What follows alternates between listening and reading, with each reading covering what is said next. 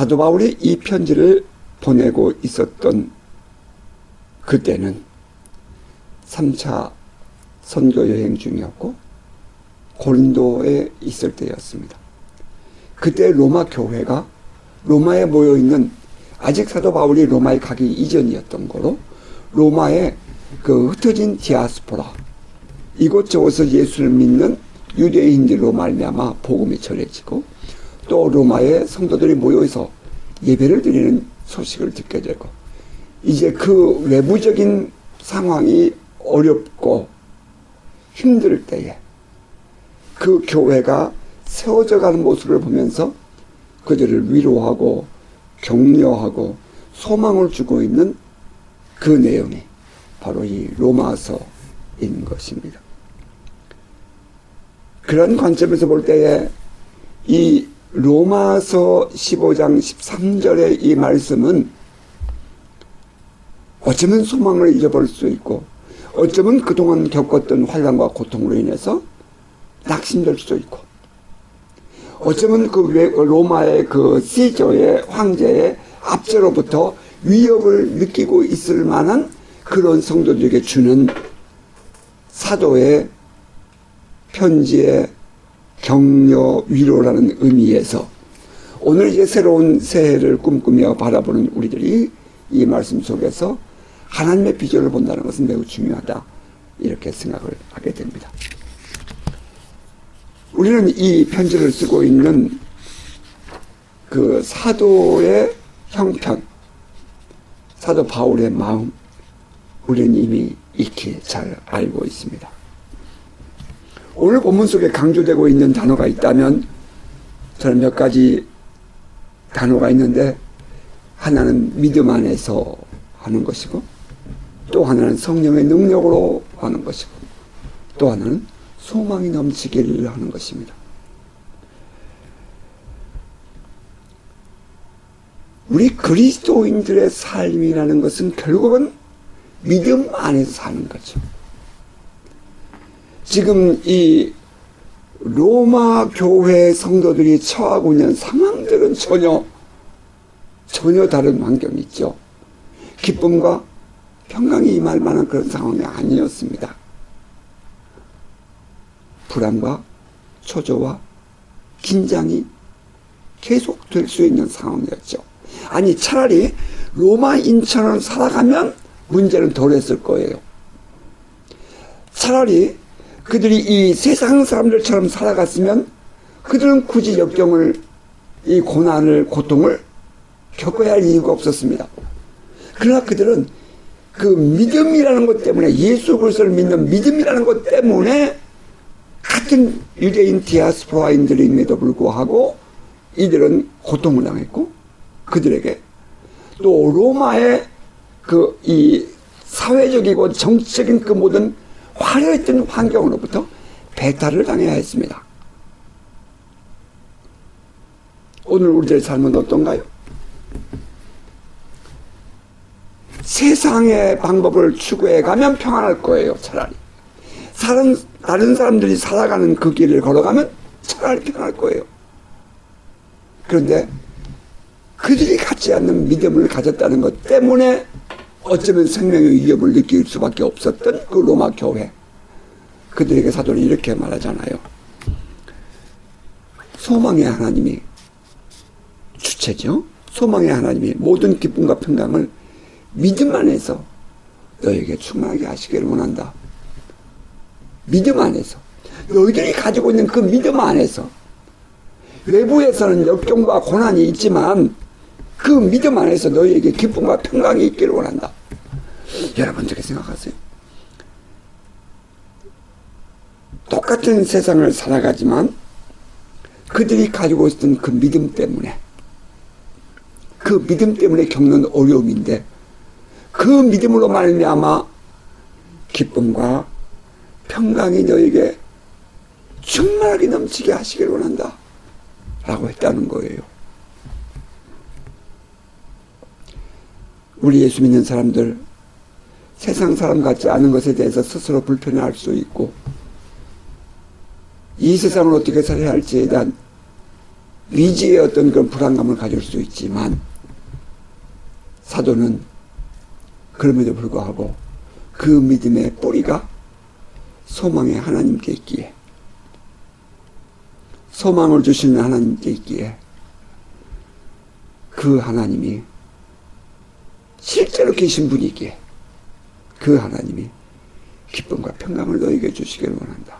그것도 충만하게 주시기를 원한다. 라고 말했다는 거죠. 그런 의미에서 첫 번째 우리에게 확인되어야 할 것은 우리의 믿음입니다. 과연 나의 믿음은 어디에 있는가? 지금 나의 삶의 가치관은 어디에 있는가? 믿음은 우리의 삶을 해석하고 받아들이는 결정적인 요소이죠. 나아가서 그 믿음 안에서 우리는 성령의 능력을 누리게 되고 그 성령의 능력 안에서 무한한 소망도 갖게 되는 것입니다. 사도 바울의 선교 여행은 언제나 고난과 고통이 따랐죠. 그는 가는 곳마다 유대인의 디아스포라 유대인들의 회당을 찾아가서 예수가 그리스도라고 외쳤습니다. 그러면 그곳에 있는 유대인들은 일부는 받아들이긴 하지만 그 지도자들은 이 사도 바울을 향하여 돌을 던지고 사람들을 선동하여 사도 바울을 외면해 버렸습니다. 바울은 가는 곳마다 고난과 고통이 기다리고 있었지만 그래도 불구하고 또다시 그 디아스포라 회당을 또 찾아갑니다. 이 사도 바울 안에 들어있는 영성은 과연 어떤 것인가? 그런데 놀라운 것은 그러한 일들을 겪고 난 이후에는 반드시 아무것도 없어지는 것이 아니라 그것으로 말미암아 열매가 맺히더라는 것입니다. 그럼에도 불구하고 그가 그렇게 어렵고 그 고난스러운 시간들을 보냈음에도 불구하고 nevertheless 그럼에도 불구하고 가는 곳마다 믿는 자의 수가 더했고 교회는 든든히 세워져 갔습니다. 바울은 그 고통을 스스로 말하기를 그리스도의 남은 고통이라고 얘기했고 그 길을 걷는 것을 결코 마다하지 않았습니다. 심지어는 사도 바울이 1차 여행 때에 그 마지막 거의 마지막이죠. 더베 바로 전에 루스드라에서는 돌에 맞아 죽지 않습니까? 기절했죠. 사람들이 이 바울이 죽었다. 그래서 그를 시체를 버리는 쓰레기장에 갖다 버렸습니다. 그런데 그곳에서 다시 살아난 깨어난 바울은 또다시 그 루스드라로 들어갑니다. 그리고 복음을 전합니다. 그리고 이제 돌아오죠. 바울의 두 번째 선교 여행은 자기의 고향 타르수스를 지나서 더베로 이번엔 거꾸로 그 길을 갑니다. 루스를 들어가는 거예요. 자기에게 돌을 던지고 죽이려고 했던 바로 그 땅으로 들어가요. 그 사람들에게로. 근데 그곳에서 어떤 사람을 만나요? 디모데를 만납니다. 돌에 맞아 죽을 뻔했던 그 역경, 그곳에 백합이 핀 것입니다. 디모데를 그곳에서 만나요. 그래서 그 디모데를 데리고 이제 평생을 함께 사역을 하게 되죠. 뿐만 아니라 그가 쭉 길을 걸어가서 BC 안디옥에서는 아시아로 들어가서 복음을 전하고 싶었습니다. 그 아시아 지방, 에베소와 두아드라 저 지방입니다. 그곳에 가서 복음을 전하고 싶었지만 그의 몸이 병이 들어서 못 갑니다. 힘이 듭니다. 그래서 그가 어쩔 수 없이 가까운 갈라디아 지방을 찾아가게 됩니다. 그런데 이 갈라디아에 갔더니 이미 예수를 믿는 사람들이 바울을 기쁨으로 맞아줍니다. 그리고 바울을 통해서 그리스도의 복음을 듣는 것을 너무 감격해합니다.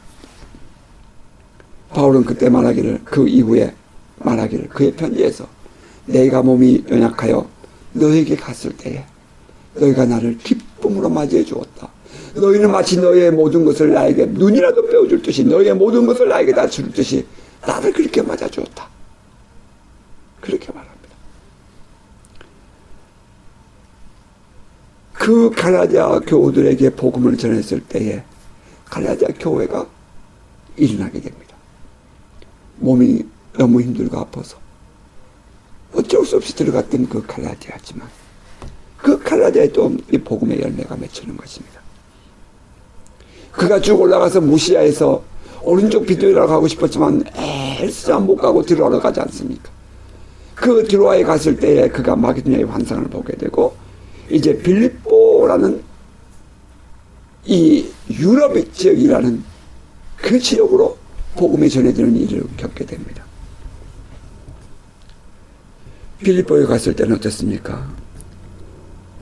그 빌립보 지역은 로마인들이 은퇴한 로마 군인들이 중심이 되어 세워진 그런 도시였으므로 유대인들의 숫자가 적었습니다. 오래된 도시가 아니었어요. 오래된 도시들은 유대인 디아스포라가 있었지만 신생 도시였습니다. 그러므로 그곳에는 아직까지 유대인들의 회당이 없었어요.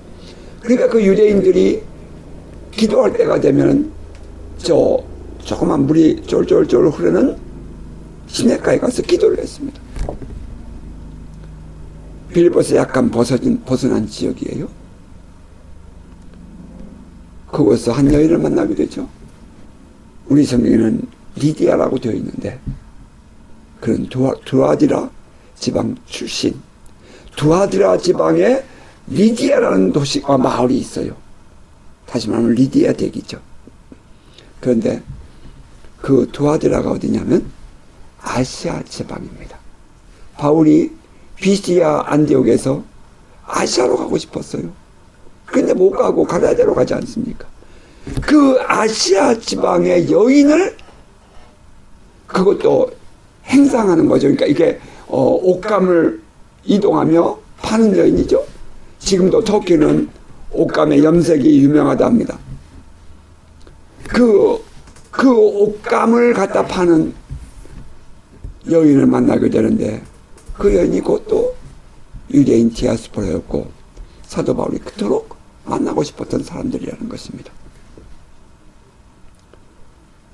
그렇게 가고 싶었던 아시아인데 그 지역 사람을 여기서 만난 것입니다.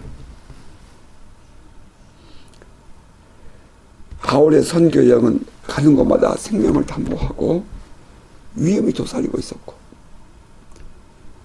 당시의 시나고그 유대인의 회당 그리고 자기 동족들로부터 버림을 받고 몸부림을 치고 살았던 바울. 그러나 그 어려운 과정을 지날 때마다 그는 신실한 그리스도인들을 만나게 되죠. 참 이게 놀라운 감추어진 하나님의 비밀입니다. 3차 선교 여행을 거의 마쳐가는 마지막 지점인 그 고린도 지역에서 로마의 소식을 듣게 되는 바울은 로마서를 써서 배를 통하여 겐그리아에서 배를 태워 보내게 됩니다.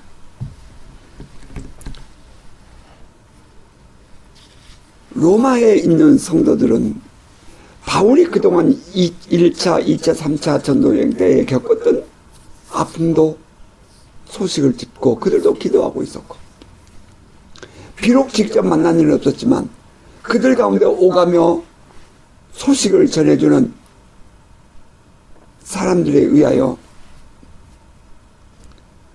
로마의 성도들은 바울의 소식을 듣고 그를 위하여 기도하고 있었습니다.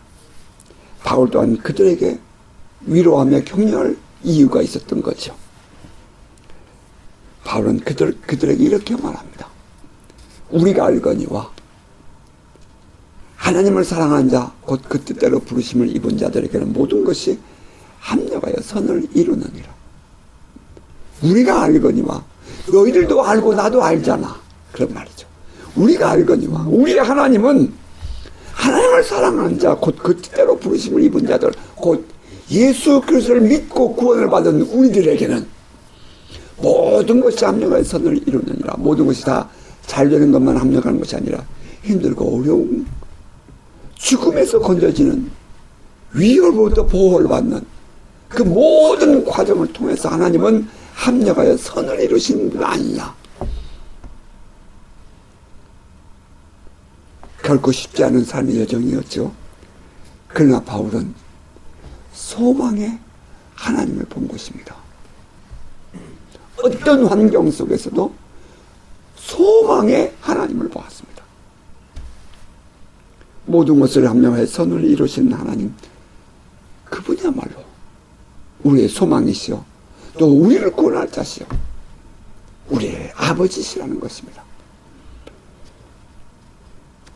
사실 이 편지를 보낸 후에 이제 사도 바울은 저 예루살렘에 다시 가기 위하여 배를 타고 가려고 했습니다. 그런데 소식이 들려오기를 유대인들이 자객을 숨겨놓고 바울이 지나가면 그를 죽이려고 계획하고 있으니 배 타러 내려가면 되지 않습니다. 이렇게 말합니다. 가지 마십시오. 그때 이 바울은 쭉 위로 올라가서 다시 빌립보를 통해서 네아폴리로 가서 드로아로 건너가게 되죠. 피해서 가는 겁니다. 그때 이 바울 안에는 또 무슨 마음이 있었겠어요? 소망의 하나님, 합력하여 선을 이루신 하나님. 그 소망의 하나님, 합력하여 선을 이루시는 하나님을 보았기에 그는 저 빌립보로 올라갈 힘을 얻게 되는 거죠. 내가 너희들에게 복음을 이렇게 이르는데 너희들이 나를 이렇게 배반할 수가 있느냐? 내가 너희를 살리기 위해서 내가 이토록 내가 고난을 당했는데 너희는 나에게 돈을 줄 수 있냐? 이렇게 분노하지 않고 그들의 자객을 보내어 죽이겠다라고 그렇게 이 모략을 꾀하는 그들을 피해서, 그들을 바라봤으면 아마 상처를 받았을 거예요. 그들을 피해서 소망의 하나님을 바라보고 그는 또다시 길을 돌아가는 것입니다. 그럼에도 불구하고 그 바울이 가졌던 소망의 하나님, 모든 것을 합력하여 선을 이루신 하나님을 향한 믿음, 이것이 바울의 영성, 바울의 믿음, 바울의 기대감, 그의 소망이었던 것입니다. 그 바울이 로마를 향해서 이렇게 편지해요. 소망의 하나님이 모든 기쁨과 평강을 믿음 안에서 너희에게 충만하게 하셔서 성령의 능력으로 소망이 넘치게 하시기를 원하노라. 사도 바울이 그 성도들에게 기원하는 소망이라는 것은 무엇일까요? 소망이 넘치게 하시기를 원한다. 소망이 뭐죠, 여러분? 여러분, 우리가 갖는 소망이 뭐예요? 그 소망의 의미는 첫째는 hope, 희망일 거예요. 그렇게 되었으면 좋겠다. 혹은 이때 갖는 이 hope라는 것은 부정적인 게 아니죠. 늘 긍정적인 거죠. 밝은 빛이죠. 지금 그렇게 묶여있고 어려움 속에 있는 그들에게 빛과 같은 거죠.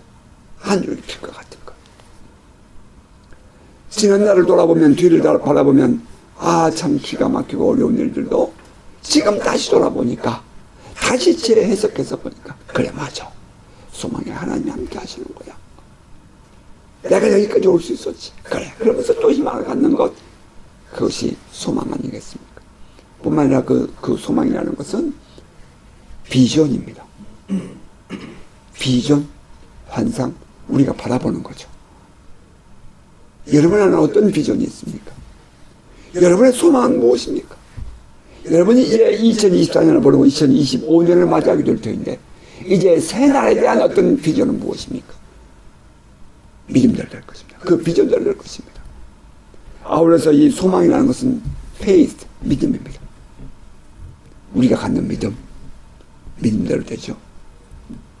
예수께서 말씀하십니다. 내가 너에게 무엇을 해주기를 원하냐? 주여, 보기를 원하냐. 그때 우리는 그냥 단순히 보기를 원합니다 라고 말하지만, 그것은 그의 세계관을 바꾸는 것이고 그의 인생을 바꾸는 것이고, 눈먼 이 앞을 보지 못하는 시각장애의 입장에서 보기를 원한다는 것은, 이것은 기적입니다. 기적을 원하는 거예요. 그런데 예수님 뭐라고 말씀하세요? 내 믿음대로 될지어다. 내 믿음이 너를 구원하느니라. 우리의 소망이 무엇입니까? 소망은 곧 우리의 믿음입니다. 여러분이 그 믿음이 분명하기를 바랍니다. 여러분 소망이 분명하기를 바랍니다. 뿐만 아니라 그때 우리가 갖는 이 소망이라는 것은 뭐죠? 기대치죠. 기대감, expectation. 기대감, 기대. 여러분 무엇을 기대하죠? 여러분이 가지고 있는 소망은 구체적으로 어떠한 꼴이 있죠? 그냥 막연하게 하루하루 살아가는 것입니까? 그것은 소망이라고 말할 수가 없죠. 여러분이 2025년을 마무리할 때에 여러분은 어떤 기대감을 가지고 이제 소망을 갖습니까? 그 여러분이 되고자 하는, 여러분이 이루고자 하는 그 하나님 안에서 갖는 그 모든 것들, 그것이 여러분의 expectation, 여러분의 기대감이고 여러분의 기대치고 바로 여러분이 기대하는 그것이 바로 우리의 소망일 것입니다. 뿐만 아니라 소망이 넘치기를 원한다라고 할 때에 이 소망은 life in the future, 미래의 우리의 생명이죠. 우리의 삶입니다. 여러분 안에 이 소망이 있습니까? 그냥 하루하루 끝나가는 것입니까? 아니면 여러분은 어떤 목표를 가지고 그것을 이루어가기 위해서 하루하루를 그 능력 있게 생명 있게 살아가는 것입니까? 그때에 이 소망이 없는 자들은 그냥 죽어가는 거지만 소망을 가진 자들은 생명력을 얻게 되는 것입니다. 어떤 환난과 역경이 와도 이겨낼 힘이 있는 것입니다. 소망이 없으면 그것이 어려워요. 정말 이 세상으로부터 버림을 받은 것처럼 느껴졌을 때, 아니 모두가 나에게서 등을 돌리고 돌아가는 것, 돌아앉은 것 같이 보였을 때에도 소망이 보이면 우리는 다시 브레이크로 돌파할 수 있고 일어설 수 있는 것입니다. 소망. 여러분은 어떤 소망이 있습니까? 그 소망이 구체적이길 바랍니다. 잃어버렸던 소망을 회복하시길 바랍니다. 이제 24년까지 살아온 오늘의 이 마지막 주일, 이제 다음 주면은 우리가 새해를 맞이하고 새해 첫 주를 보내게 될 것이 맞게 될 것인데, 여러분이 이제는 남은 이 이틀 동안 지난날에 대한 감사의 조건도 생각해 보겠지만 미래에 대한 소망이 있기를 바랍니다. 2025년은 어떻게 살 것인가?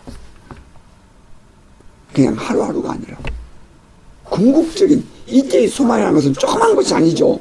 궁극적인 우리의 마지막 골, 우리가 무엇을 향해 살아갈 것인가 하는 그 목표입니다. 사도 바울은 이렇게 말해요. 믿음 안에서 너에게 충만하게 하사 성령의 능력으로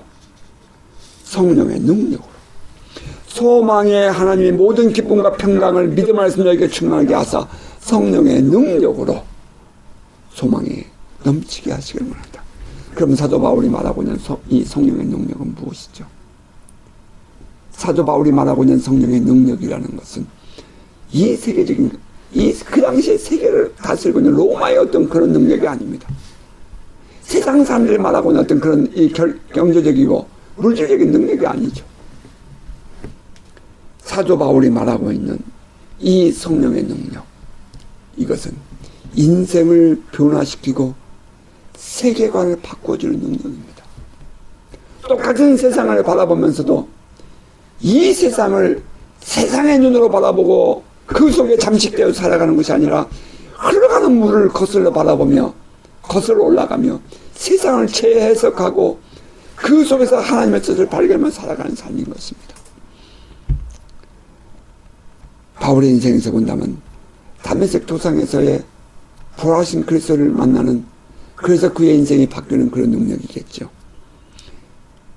그 성령의 능력을 경험한 바울은 인생이 바뀌었습니다. 일생이 바뀌어요. 뿐만 아니라 바울은 죄인을 하나님의 자녀가 되게 하시는 능력이라고 말하고 있습니다. 하나님께 가까이 갈 수 없는 이 죄인을 하나님의 자녀가 되게 하시는 능력, 하나님을 아버지라고 부를 수 있도록 우리 안에 들어오셔서 우리를 바꾸시는 성령의 능력, 그것을 말하고 있습니다. 우리 자신에 대한 이해가 분명하기를 바랍니다. 여러분 스스로에 대한 생각과 여러분의 정체성과 자존감이 분명해지시기 바라요. 그 성령이 우리 안에 계심으로 말미암아 우리는 하나님의 자녀가 되었습니다. 여러분이 하나님의 자녀라는 인식을 잊어버리는 순간 우리는 분명합니다. 우리는 세상에 버림받은 소금과 같은 자들이 되는 것입니다.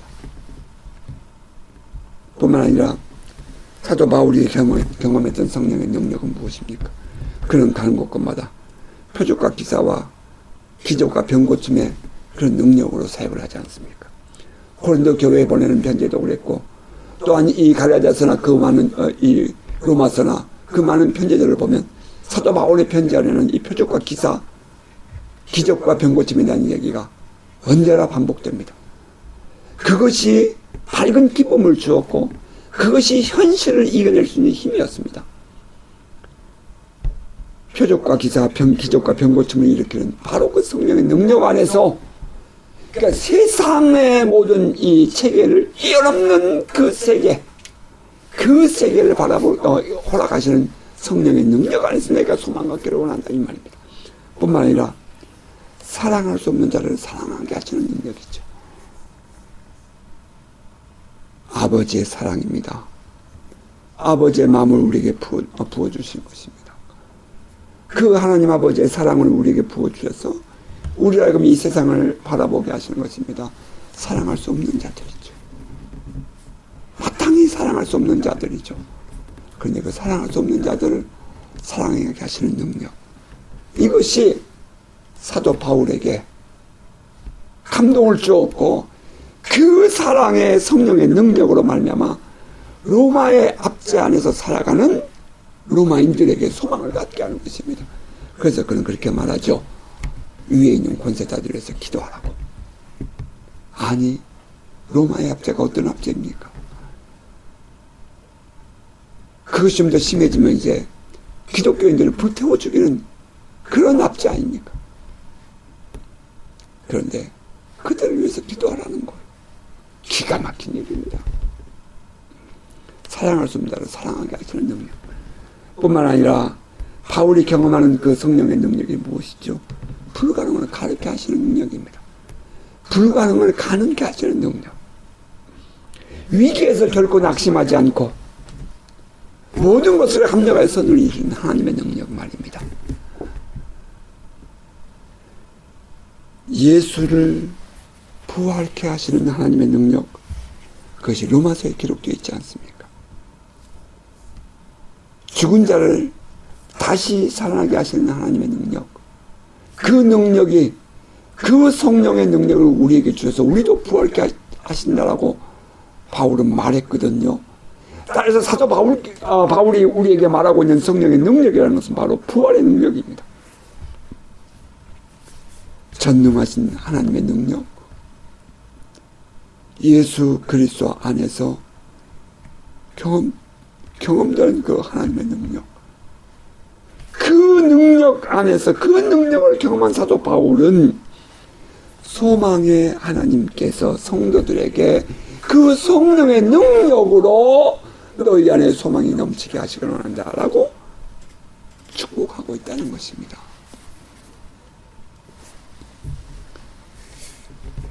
물론 그 성령의 능력으로, 그 성령의 능력으로. 그런데 우리 다시 한번 또 서론에서 보았던 말씀 돌아가 보면,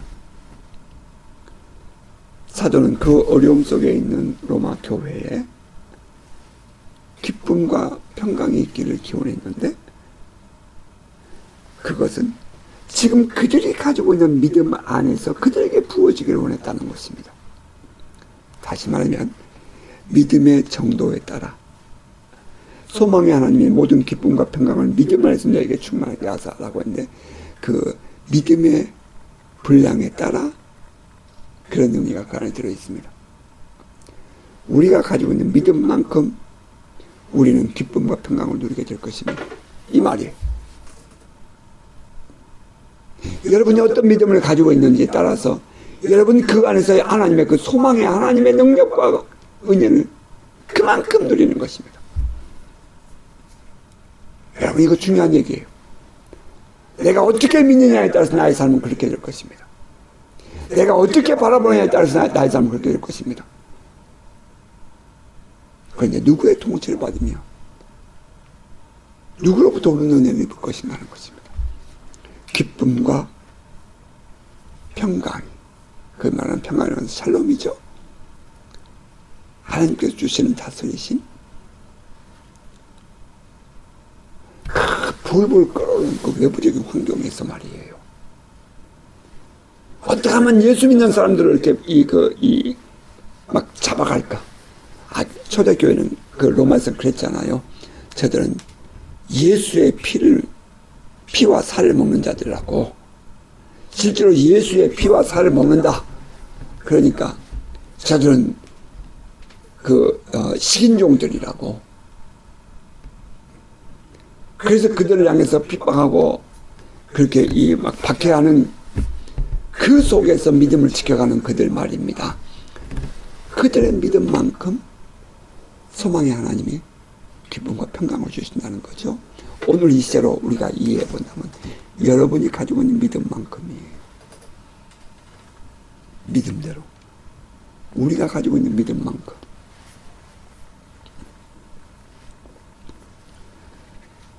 우리 안에도 로마의 그 성도들처럼 말이죠. 인정받을 만한 믿음이 있기를 소원합니다. 여러분의 믿음의 분량은 얼마만큼입니까? 그 믿음만큼이에요. 그 믿음 안에서 성령의 능력이 우리에게 부어질 것이고, 그 성령의 능력으로 하나님께서 소망의 하나님께서 너에게 소망 주시기를 원한다. 그때 그 믿음은 성령의 능력과 관계가 되는 것이고, 그 성령의 능력을 가질 때 우리는 진정한 소망이 세상을 뛰어넘는 소망이 될 것입니다. 말씀을 맺겠습니다. 믿음만큼 기쁨과 평강이 임할 것이고, 그 믿음만큼 성령의 능력을 누리게 될 것입니다. 그리고 그 믿음 안에서 우리도 소망을 넘치게 누리게 될 것입니다. 성령의 능력으로. 믿음, 성령의 능력, 소망. 이것은 서로 뗄 수 없는 관계 속에 있는 단어라는 것을 깨닫게 됩니다. 우리 그리스도인의 삶, 오늘 우리의 삶, 굳이 그리스도인이라고 강조하지 않아도 오늘 우리의 삶, 여러분의 믿음은 어떻습니까? 여러분의 믿음만큼 성령의 능력, 여러분의 믿음만큼 하나님이 주시는 소망 넘치게 하시기를 소원합니다. 성령의 능력 안에서 믿음으로 지난 날이 해석되고 또 미래가 보이는 은혜가 있기를 주의 이름으로 축복합니다. 아멘.